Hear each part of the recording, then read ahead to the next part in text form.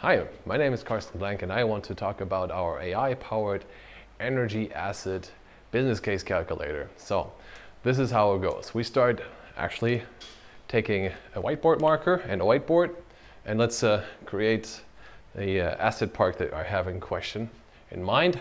So here we start out with a battery. Okay, so battery, and let's say we have 20 megawatt power and we have 40 megawatt hours in capacity, and we have a 0.96 efficiency. Okay, we also correct this here and say, okay, we want to have a cycle cost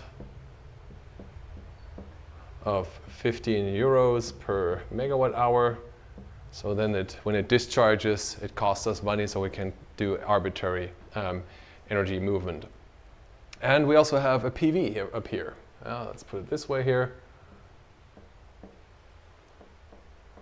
And that one has 10 megawatt peak. Yeah, they're both connected through the same grid connection point. So let's put in the grid here, so to speak. And the limit here is actually we can get in 15 megawatt and we have out 25 megawatt. Yes, so this is interesting for us. Now, we're not quite sure what we really want from this whole setup. So now I want to have a couple of sensitivities.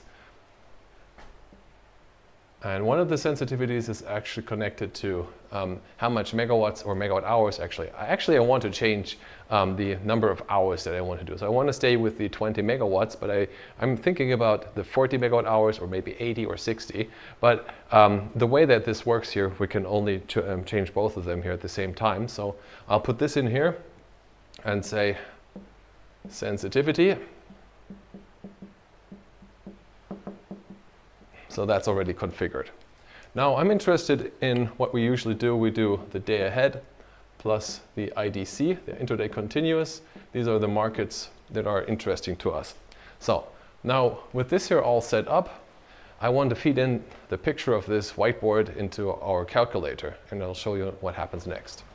Okay, now we have now saved that picture, the whiteboard, and put it into a PDF file. I can show you this here quickly.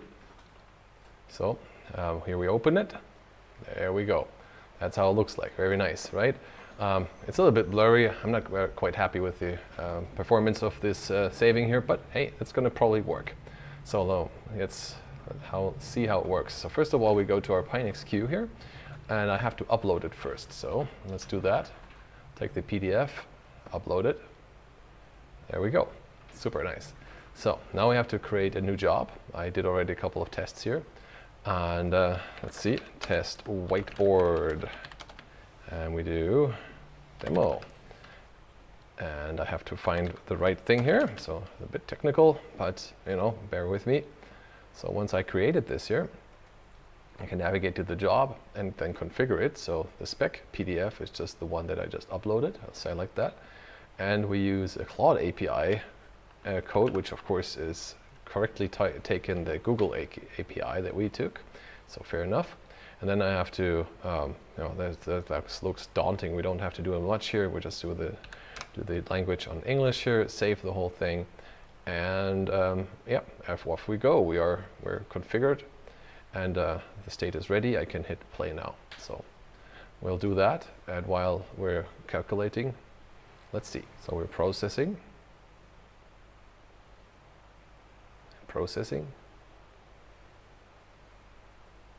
And processing.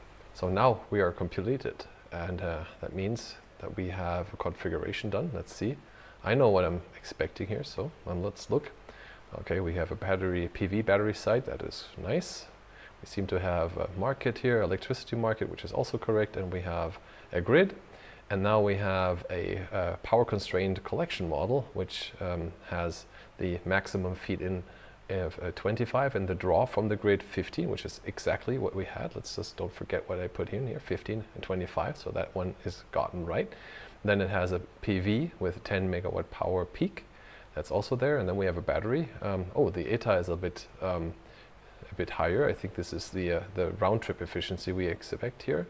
He thought that would be the case, but we have the the correct values. We have max 20 and the S, which is the storage, is at 40 as well. And then we have and so it looks pretty much configured correctly. Portfolio, which we can also validate or look at a review documentation, and we'll save this here.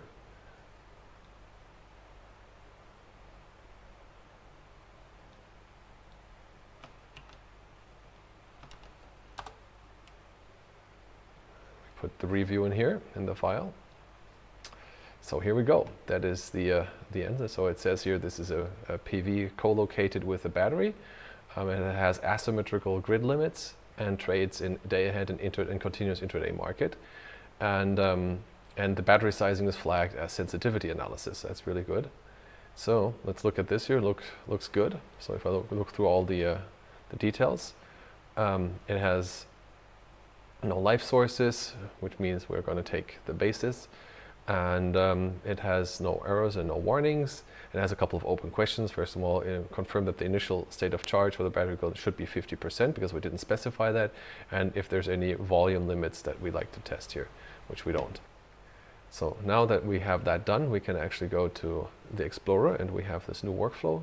If we open it up, what we see here is that we have different dates where we can take as the backtest. We have a threshold, which is a basic basis number that we use in the optimization, and then we have the capacity with 40 megawatt hours, and we have the charge power and discharge power, each of them 20. Now I can set this up and then execute this here, which I'm not going to do now because it's going to compute the whole day or the whole year, but and then we could see the results out of that if we do that now. But this is how it works, and this is the AI-powered business case calculator. So we take a PDF, essentially, or a whiteboard, and then transform it into the topology that we want to simulate. And that's what it is. Thank you very much for your attention, and I hope you liked it.